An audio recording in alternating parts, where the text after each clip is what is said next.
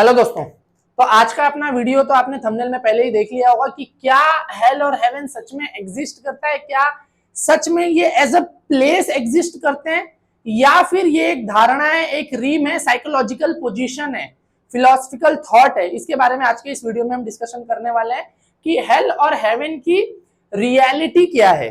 क्या जो मैं समझाना चाह रहा हूं कि बहुत सारे लोग इसको एक गलत पर्सपेक्टिव से देखते हैं, उन्हें ये लगता है कि हेल और हेवन एक्चुअली कोई एक प्लेस है।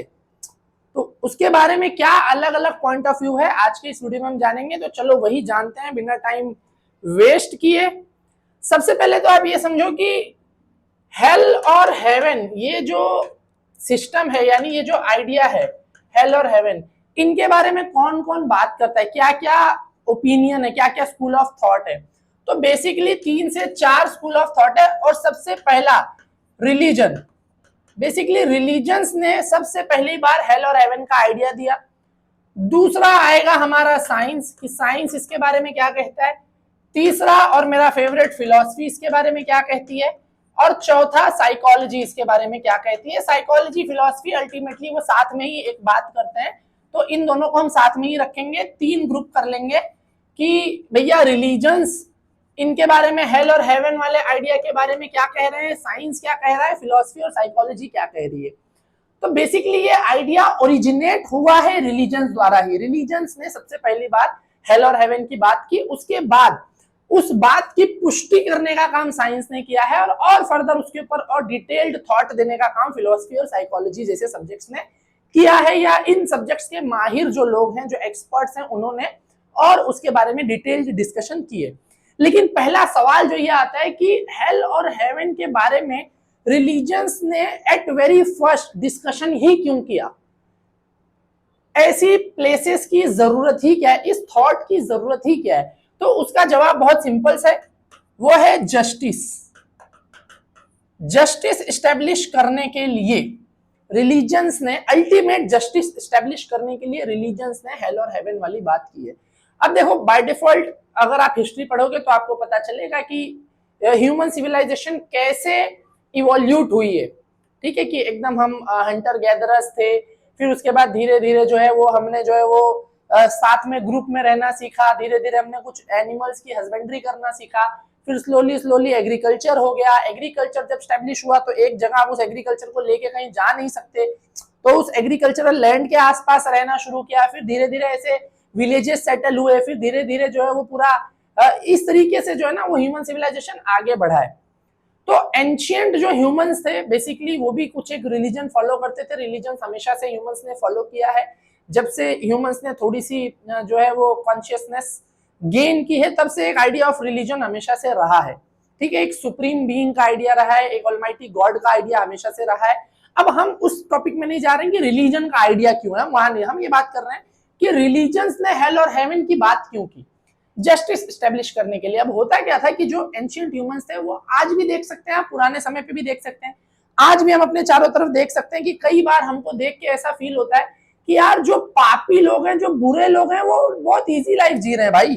दबा के पाप कर रहा है, दबा के उल्टा सीधा काम कर रहा है, कुकर्म कर रहा है, और उसके बाद भी बहुत स्मूथ जिंदगी जी रहे हैं। सारी लग्जरी उनके पास है, सारा पैसा दौलत फेम सब उनको मिल रहा है, जबकि वो सब कुछ गलत काम कर रहे हैं, सब कुछ अलग सा चीटिंग कर रहे हैं, फ्रॉड कर रहे हैं, और किसी का मर्डर कर रहे हैं, किसी का हक मार रहे हैं, रेपिस्ट हैं, फिर भी सारी चीजें एंजॉय कर रहे हैं। तो कहीं ना कहीं जो ह्यूमन कॉन्शियसनेस है वो अंदर से सवाल करती है कि यार ये जो विक्टिम है, जिसका ये लोग लूटमार कर रहे हैं, जिसका इन्होंने कत्ल किया है, जिसका इन्होंने रेप किया है, उसको कभी जस्टिस मिलेगा भी या नहीं मिलेगा। क्योंकि जो जुडिशियल सिस्टम ह्यूमन ने बनाया है उसमें कहीं ना कहीं इनजस्टिस होने का चांस दिखाई देता है। तो वहां से रिलीजन ये आइडिया डिराइव करते हैं कि नहीं, एक इस मृत्यु से पहले तो वो अगर उसने सारी लग्जरी जी ली और सारा बुरा काम भी किया, तो फिर भैया क्या मतलब हुआ, फिर जस्टिस ये तो फालतू की बात है, फिर हर किसी को तो जस्टिस नहीं मिल पाएगा। वहां से आइडिया डिराइव होता है कि नहीं, भले इस दुनिया में यहाँ पे लाइफ बिफोर डेथ में शायद आप लग्जरी एंजॉय कर जाओ उल्टे सीधे काम करके, बट लाइफ आफ्टर डेथ में आपको आपके सारे कर्मों का हिसाब देना है। और ये सारे कर्मों का हिसाब वाला जो आइडिया है, ये जनरली सारे रिलीजन्स इसके बारे में बात करते हैं, और उन्हीं कर्मों के हिसाब का मामला रिजल्ट है, उन्हीं कर्मों के हिसाब का कॉन्सिक्वेंस है हेल और हेवन। कि भाई अगर आपने नेगेटिव काम किए हैं तो आप हेल में जाने वाले हैं, इसको मैं माइनस से रिप्रेजेंट कर रहा हूं। और अगर आपने पॉजिटिव कर्म किया है पॉजिटिव काम किए तो आप हेवन में जाने वाले हैं, उसको मैं प्लस से डिनोट कर रहा हूं, यानी वहां पे पॉजिटिव साइड है, यहाँ पे नेगेटिव साइड है। अगर आपके कर्म, आपकी डीड्स, आपके अमाल गड़बड़ हैं तो you are going to get punished, hell, नर्क, जहन्नम, इस तरीके का जो भी मामला है। और अच्छा काम किया और इसी तरीके से जिनके साथ इनजस्टिस हुआ है, लाइफ आफ्टर डेथ में उनके साथ जस्टिस हो जाएगा। जो क्रिमिनल है, जिसने गलत किया है, उसको पनिशमेंट मिल जाएगी। जिसने दुख भोगा है, सहा है, और जो विक्टिम था उसको कुछ काइंड ऑफ रिवॉर्ड मिलेगा उस दुख की वजह से, उसकी मजबूरी के लिए, या जो भी मतलब है। हम देखते हैं कि न्यू बॉर्न बेबीज मर जाते हैं यार, न्यू बॉर्न बेबीज पैदा हुए और मर गए।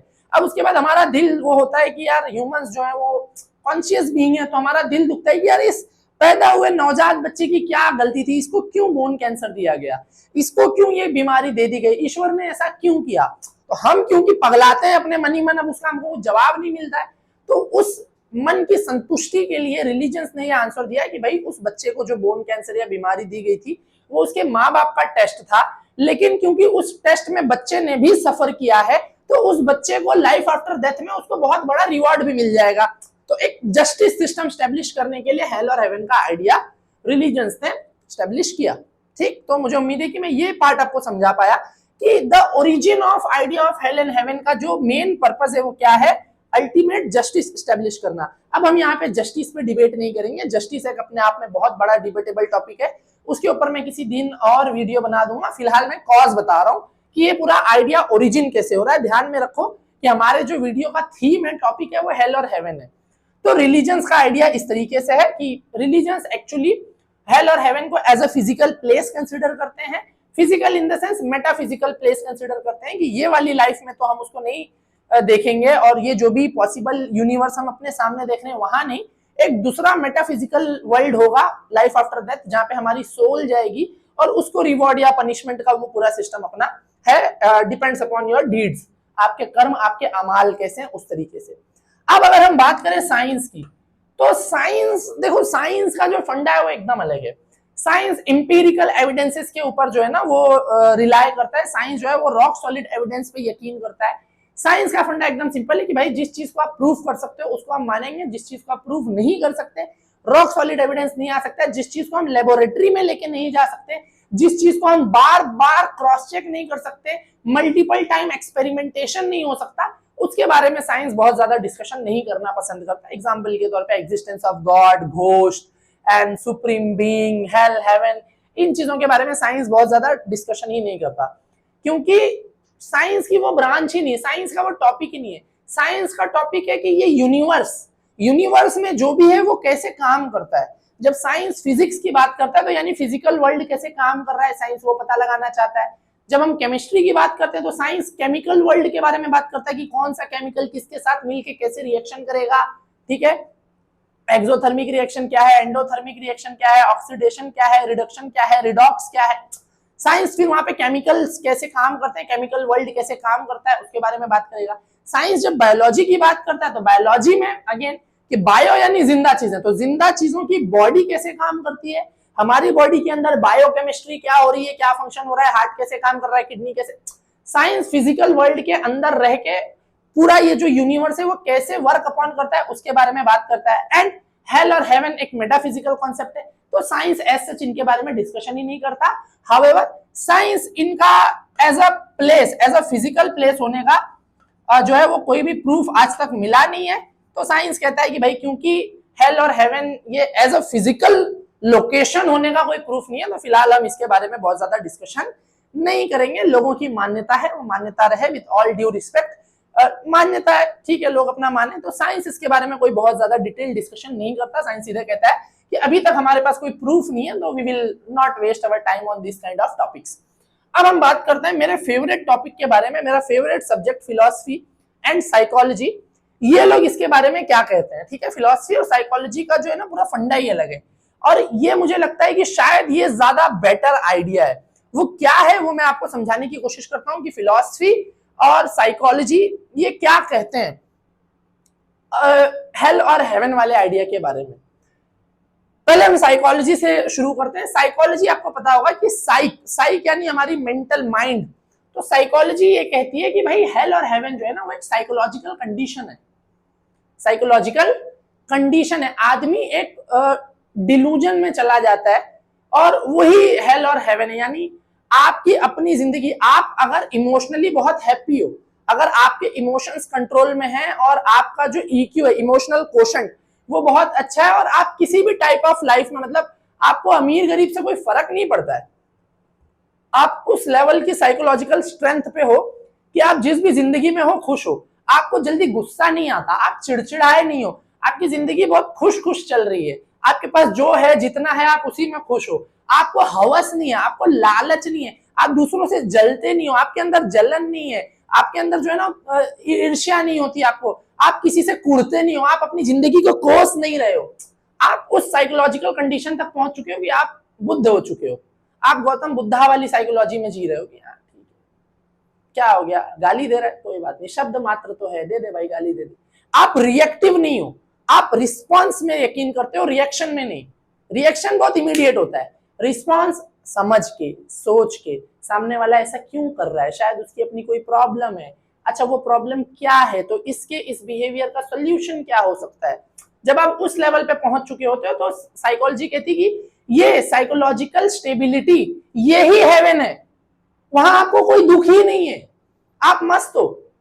और ये जो साइकोलॉजिकल अनस्टेबिलिटी है, लो ईक्यू का होना, बहुत पूरा दिन गुस्से में रहना, पूरा दिन चिड़चिड़ापन रहना, कोई आपको प्यार से नाम लेके बुला रहा है, एग्जांपल के तौर पे आपका नाम राहुल है और कोई प्यार से बुला रहा है, अरे राहुल भाई सुनना, क्या है पागल है क्या, हमेशा इसी मूड में जी रहे हो, चिड़चिड़ाए हुए हो, हर बात पे हंगामा मचा रहे हो, तो यही नर्क है।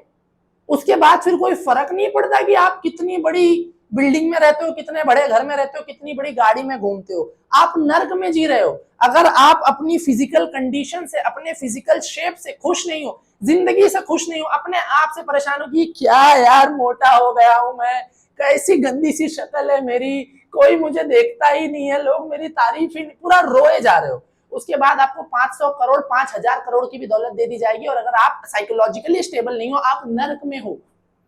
और अगर आप साइकोलॉजिकली स्टेबल हो तो फिर आपके पास कुछ है नहीं है, कोई फर्क ही नहीं पड़ता, आप वो बुद्धा वाले माइंडसेट में चल रहे हो, तो आप ये साइकोलॉजिकली स्वर्ग में हो।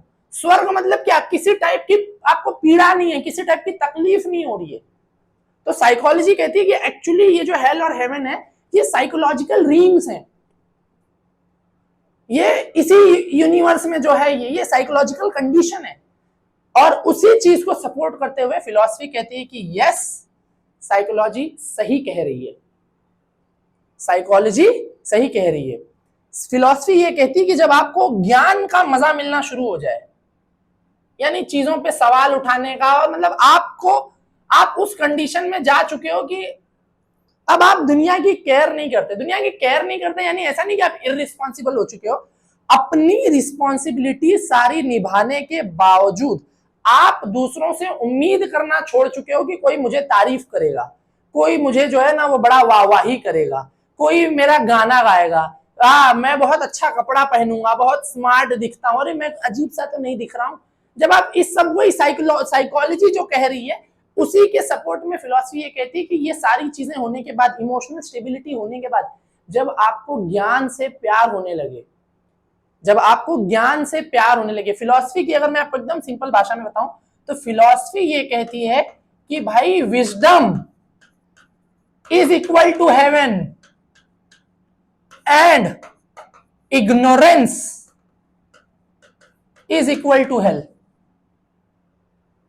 साइकोलॉजी वो उस मेंटल स्टेबिलिटी की बात करती है, फिलॉसफी कहती है मेंटल स्टेबिलिटी के बाद अगर आपको ज्ञान से प्यार होने लगे, आपको इल्म का नशा होने लगे, आप इंफॉर्मेशन से, विजडम से प्यार करते हो, चीजें जानना चाहते हो, सीखना चाहते हो, और सीखने में मजा आता है, सिखाने में मजा आता है, तो आप स्वर्ग में जी रहे हो। एक तो वो इमोशनल स्टेबिलिटी प्लस आपको ज्ञान की भूख, ये स्वर्ग है। और अगर आप जाहिल हो, इग्नोरेंट हो, बायस्ड ओपिनियन लेके घूमते हो, प्लस आपकी साइकोलॉजी भी डिस्टर्ब्ड है, अपने आप से खुश भी नहीं हो, जिंदगी से खुश भी नहीं हो, समाज से खुश भी नहीं हो, पूरा टाइम कंप्लेनिंग मूड में ही रो रहे हो, रोए जा रहे हो, सिर्फ ऐसा हो रहा है, वैसा हो रहा है, मैं गरीब घर में पैदा हो गया हूं, मेरे तो ये हो रहा है वो, तो भाई तुम बाय डिफॉल्ट नर्क में जी रहे हो, तुम नर्क में जी रहे हो। तो ये 3 आइडिया है, मेरा फेवरेट ये वाला है कि भाई रिलीजन का जो जस्टिस वाला आइडिया है वो तो मृत्यु के बाद का मामला है, लाइफ आफ्टर डेथ है, और फिलहाल मैंने लाइफ आफ्टर डेथ देखी नहीं है क्योंकि मैं अभी तक मरा नहीं हूं। तो जब मैं मरूंगा तब उसका जो होना होगा वो होगा। अपने हिसाब से तो मैं अपने कर्म अच्छे ही रखने की कोशिश कर रहा हूं। और मजे की बात यह है कि अगर आप ये फिलॉसफी और साइकोलॉजी वाले मैटर में समझ जाओगे, ये वाले हेवन में जीना शुरू कर दोगे, तो बाय डिफॉल्ट आपके कर्म अच्छे हो जाएंगे। रिलीजन्स जब कर्म की बात करते हैं तो कर्म मतलब ये थोड़ी है कि आपने कितनी पूजा की, कितनी इबादत की और कितना जो है वो चर्च गए, ये थोड़ी है। कर्म का मतलब आपने दूसरे लोगों को नुकसान कितना कम पहुंचाया है, समाज की, ह्यूमैनिटी की कितनी सेवा की है, without looking at the religion और ideology of the opposite person, जो भी आपके सामने है, कि आप मनुष्यता के लिए, मानवता के लिए, इंसानियत के लिए बात करते हो। आपको हिंदू, मुस्लिम, क्रिश्चियन, ईसाई किसी से कोई लेना देना नहीं है। आप जो है वो समाज सेवा में यकीन करते हो, वो अच्छा काम है। तो रिलीजन्स भी जब जस्टिस की बात कर रहे हैं, अच्छा काम करने की बात कर रहे हैं हेवन में जाने के लिए, तो ये थोड़ी कह रहे हैं कि कितनी दिन आप घंटा बजाए उसके बाद निकल के पूरी दुनिया का जो है वो हक मार के खा गए, सबकी खेती बाड़ी लपेट के बैठे हो और दिन भर घंटा बजा रहे हो, बस आप पहुंच जाओगे स्वर्ग। नहीं भैया, कि आपने समाज को दिया क्या, अपने शब्दों से, अपने बिहेवियर से, अपने कामों से, अपनी पर्सनालिटी से आपने समाज को, सोसाइटी को क्या दिया। पॉजिटिव चीजें दी, नेगेटिव चीजें दी। पॉजिटिव दिया है तो आपको भी पॉजिटिव मिलेगा, नेगेटिव दिया है तो भैया फिर आप भी नेगेटिव। और अगर आप ये वाली चीजें समझोगे तो बाय डिफॉल्ट आप समाज को पॉजिटिव ही दोगे ऑटोमेटिकली। अगर लाइफ आफ्टर डेथ वाला हेल हेवन हुआ भी तो आप यहीं जाने वाले हो। और यहाँ पे अगर आप इग्नोरेंट हो, पहले ही आप चिड़चिड़े हो, तो आप सबसे जल रहे हो, हसद रख रहे हो, ईर्ष्या रख रहे हो, कूड़ रहे हो, सबको माँ बहन की गाली दे रहे हो, दूसरे का नुकसान सोच रहे हो, दूसरे के लिए नेगेटिव थॉट रखते हो, जो भी है, तो बाय डिफॉल्ट आप समाज में नेगेटिव चीजें देने वाले हो। आप लाइफ आफ्टर डेथ वो सच भी हुई तो आप यहीं पहुंचोगे। तो इसलिए मेरा फेवरेट ये है, मैं इस वाले हेवन में जीना चाहता हूं। आपकी अपनी चॉइस है। ये 3 स्कूल ऑफ थॉट है हेल और हेवन को लेके, जिसके बारे में मैंने आपको बता दिया। और मुझे उम्मीद है कि आपको वीडियो में कुछ नया सीखने को मिला, कोई नई जानकारी आपको मिली। अगर कुछ भी नया सीखने को मिला है तो वीडियो को लाइक जरूर कर देना, फ्रेंड्स के साथ, फैमिली के साथ शेयर करो। इसी तरीके की और शॉर्ट वीडियोस देखने के लिए मुझे इंस्टाग्राम पे भी फॉलो कर सकते हैं। इनमें से आपका क्या ओपिनियन है, आप अपना ओपिनियन कमेंट सेक्शन में जरूर बताना। मिलते हैं नेक्स्ट वीडियो में, फिलहाल के लिए गुड बाय।